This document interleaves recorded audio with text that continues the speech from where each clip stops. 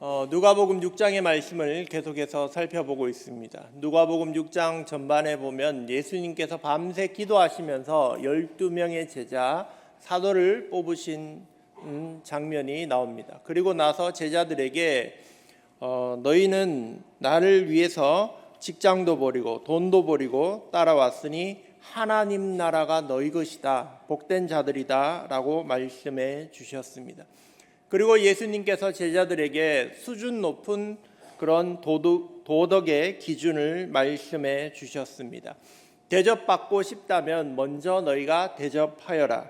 하늘에 계신 너희 아버지처럼 자비하라. 주라 그리하면 후히 되어 누르고 넘치도록 주실 것이다 말씀해 주셨습니다. 계속해서 예수님은 우리 믿는 자들이 어떻게 살아가야 할 것인가에 대해서 말씀해 주고 계십니다. 39절에서 40절에는 세 가지 비유의 말씀이 등장합니다. 맹인의 비유, 들보의 비유, 그 다음에 좋은 나무의 비유입니다. 세 가지 비유의 말씀은 공통적으로 속 사람이 바뀌어야 함을 말씀합니다. 내 속 사람이 바뀌어야 겉 사람이 바뀐다.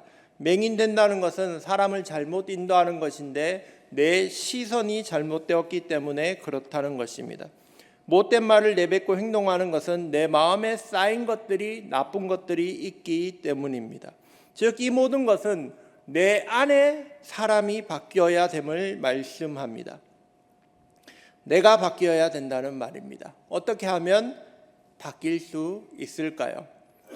오늘 예수님의 말씀을 통해서 함께 살펴보고자 합니다.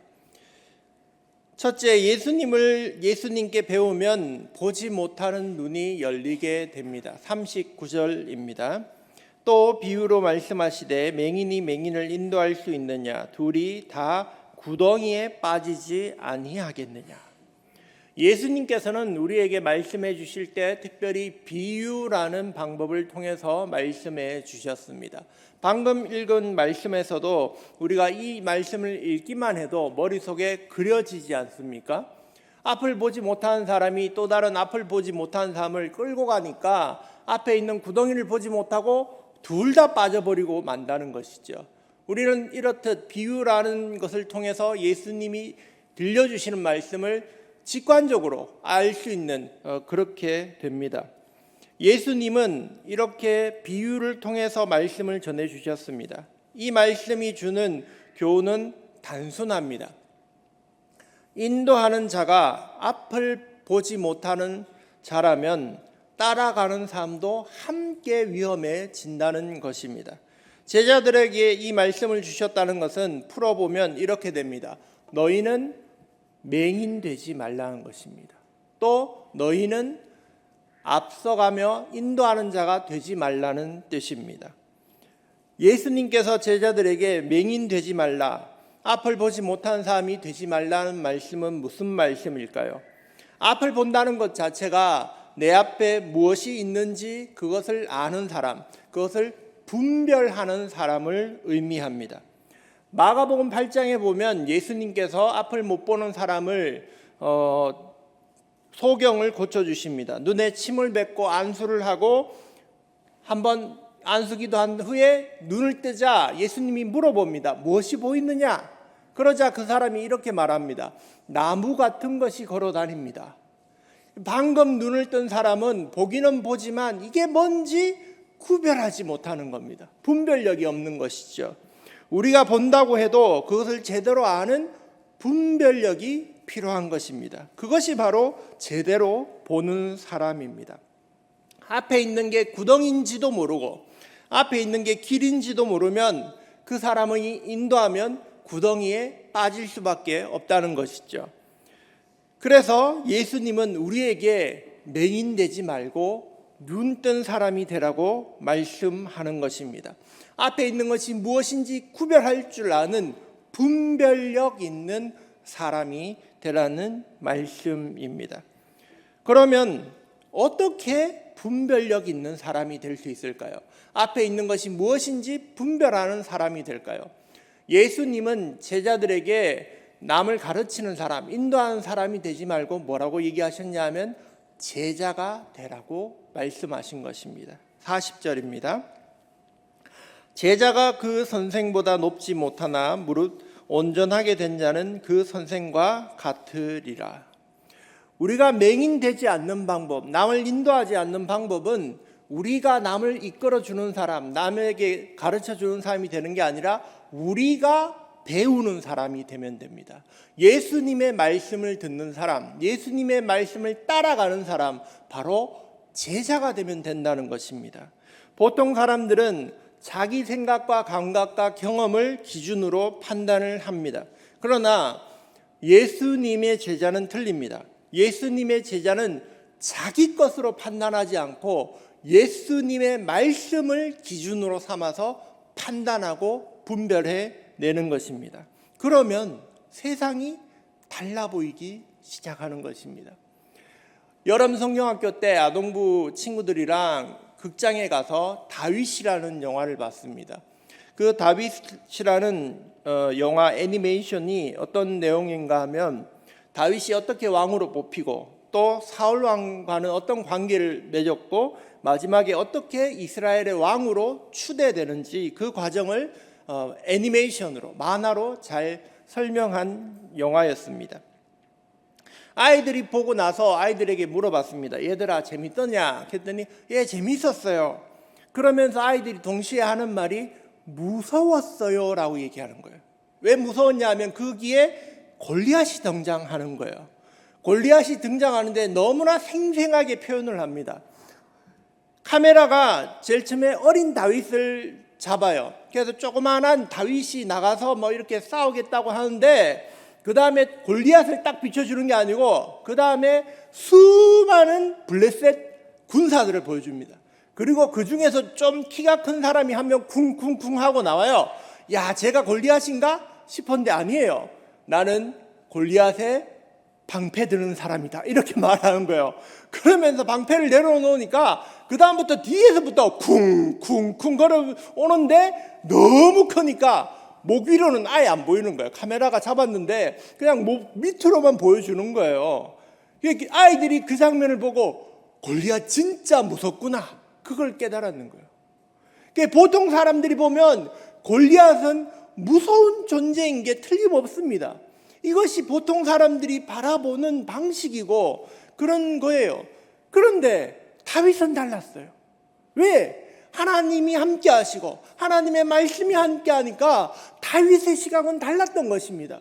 다윗은 골리앗을 본 게 아니라 골리앗에게 이렇게 말합니다. 너는 나에게 칼과 창과 단창으로 오지만 나는 네가 모욕한 여호와의 이름, 만군의 하나님의 이름으로 너에게 간다 하면서 네가 내 하나님 여호와를 모욕했어. 그러니까 내가 싸우겠다. 이렇게 말하는 겁니다. 그는 하나님이 모욕당했는가 아닌가 하나님만 바라본 것입니다. 그러니까 벌벌 떠는 온 동네 사람들이 온 나라 사람들이 벌벌 떠는 골리앗 앞에서도 골리앗이 두렵지 않고 하나님과 함께 나아가 승리하게 된 것입니다. 그것이 바로 예수님이 가르쳐 주시는 방법입니다. 어떤 시각으로 바라볼 것인가? 두 번째, 예수님의 빛으로 비추어 보면 자신의 들보를 발견하게 됩니다. 이 두 번째 비유는 첫 번째와 연결되어 있습니다. 눈을 뜨고 세상을 분별하는 사람이 아니면 보통 사람들은 남의 잘못을 잘 찝어내는 사람이 되고 맙니다. 그래서 진짜 예수님을 믿고 말씀을 배운 사람이 시각이 바뀌지 않으면 어떻게 되냐면 말씀을 먼저 배우면 말씀 따라서 남의 잘못부터 지적하는 사람이 되는 거예요. 이게 참 위험한 겁니다. 말씀 교육의 함정은 남을 더 잘 비판하는 사람으로 바꾼다는 것이죠. 그 사람들이 누굽니까? 예수님 당시에 바리새인들이었습니다. 그들은 다른 사람들보다도 구약의 말씀을 너무 잘 알았어요. 심지어 규칙을 만들어서 안식일에 일을 하지 않기 위해서 몇 걸음 이상 안 걸어야 될까? 그것까지 생각한 거예요. 그래서 몇 걸음 이상 걸은 사람한테 너는 잘못했다. 그렇게 하는 것이죠. 부모를 공경하라고 했지만 부모님 공경하지 않고 하나님한테 주면 돼. 끝이야. 우리가 규칙으로 정했어. 그러면서 자기들이 정한 규칙으로 하나님의 말씀을 어기는 그런 사람들이었습니다. 말씀을 배우면 사람이 날카로워지고 이성적이 되고 날이 섭니다. 그러면 다른 사람의 잘못이 더 잘 보이는 것입니다. 제자 훈련이나 성경 공부를 하는 사람들의 문제가 여기에 있습니다. 성경 지식은 늘어나니까 남을 정죄할 거리들이 더 많아지는 것입니다. 우리 생각에는 남을 정죄하는 게 별거 아닌 것 같아 보일 수 있습니다. 그럼 뭐 남을 정죄할 수도 있고 남을 판단할 수도 있지라고 생각하겠지요. 그러나 성경에는 이것이 매우 중요한 죄라고 말씀합니다. 로마서에 보면 1장에 이방인의 죄가 나옵니다. 이방인의 죄는 하나님이 없다고 말하면서 살인, 탐욕, 그런 모든 죄의 목록들이 로마서 1장 뒷부분에 나옵니다.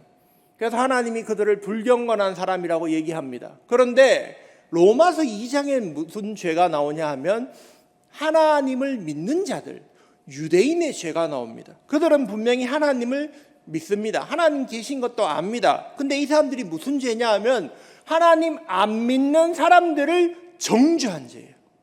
그들의 죄는 야 너는 하나님 안 믿으면서 이런 나쁜 짓 했지 저런 나쁜 짓 했지라고 정죄하는 죄를 하나님은 똑같이 너도 죄인이다 라고 얘기하시는 것입니다.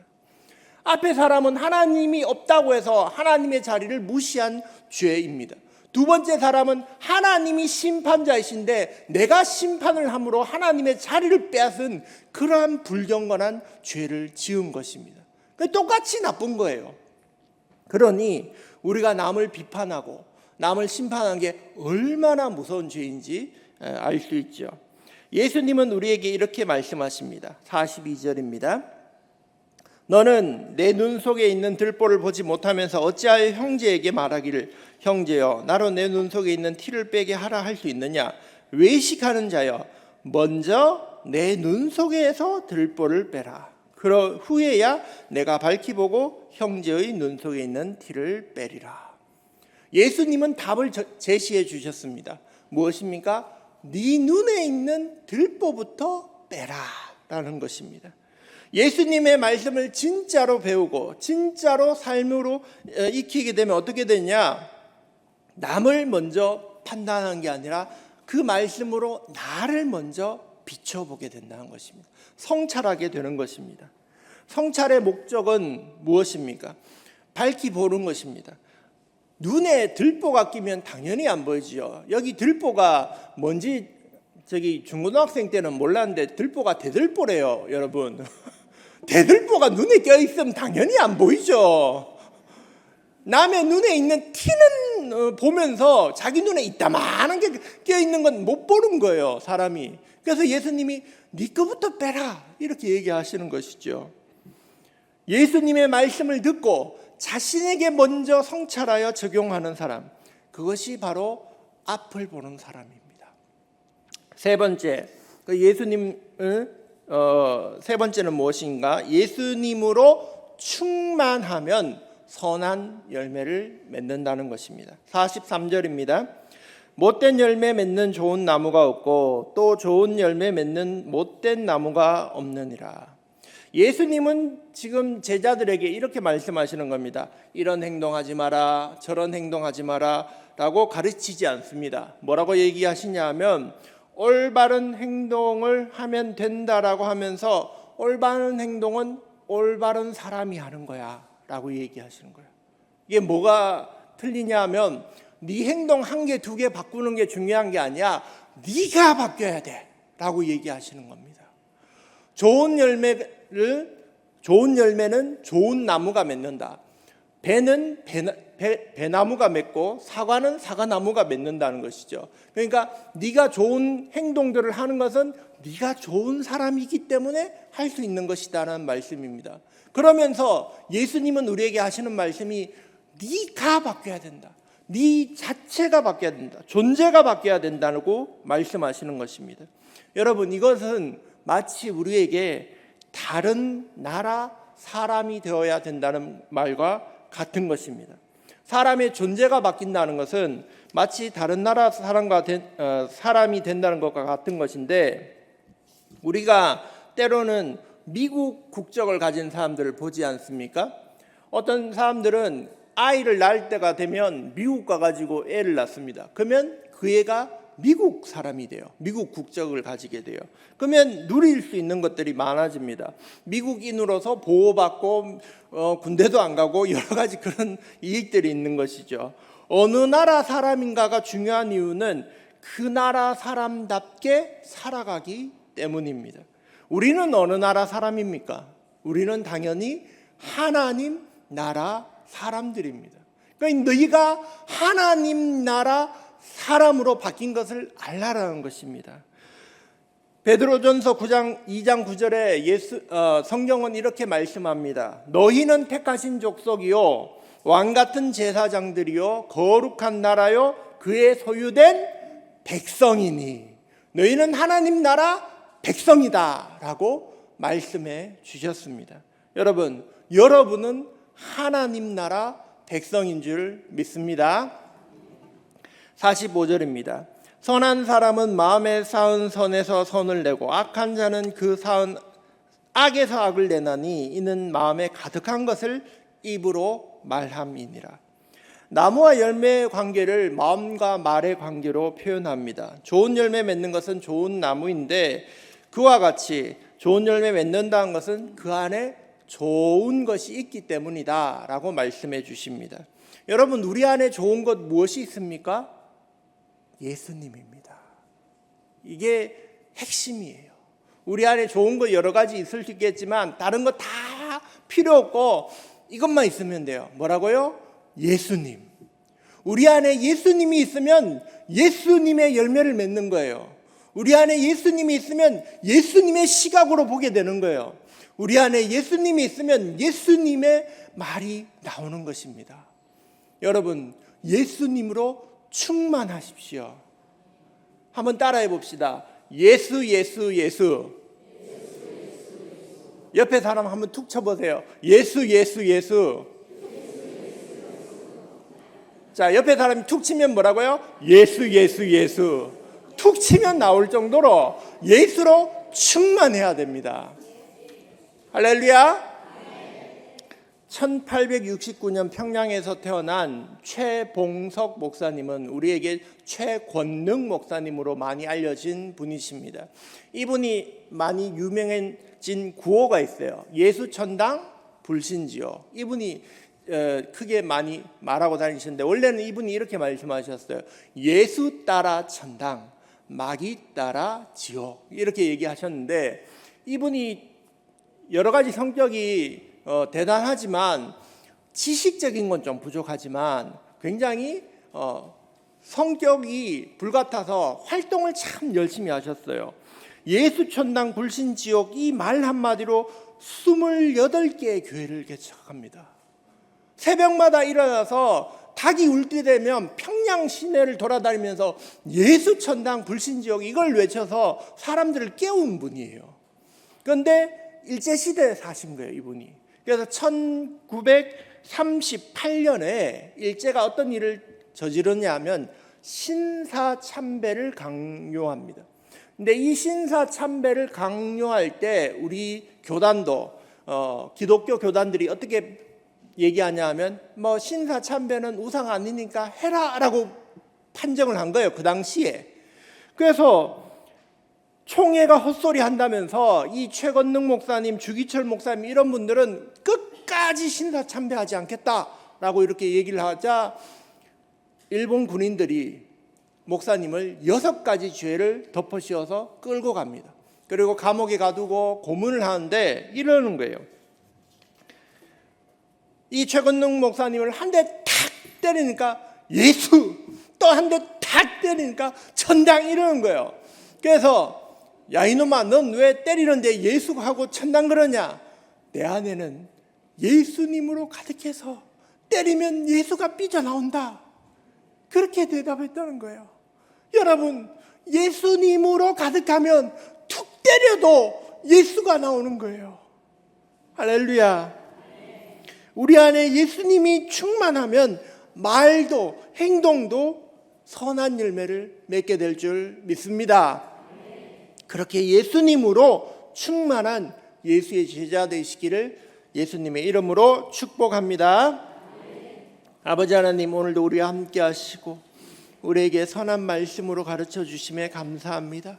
때로는 우리 안에 예수님이 충만하지 못하여 다른 사람을 정죄할 때도 있고 잘못된 길로 따라갈 때도 있었습니다. 그러나 이제 우리 안에 예수로 충만하여 선한 열매 맺는 사람 되게 하시고 다른 이들도 하나님 나라 선한 길로 인도하는 믿음의 자녀들 되게 세워 주시옵소서. 오늘도 우리와 함께 하시는 주님을 찬양하며 예수님 이름으로 기도드립니다. 아멘.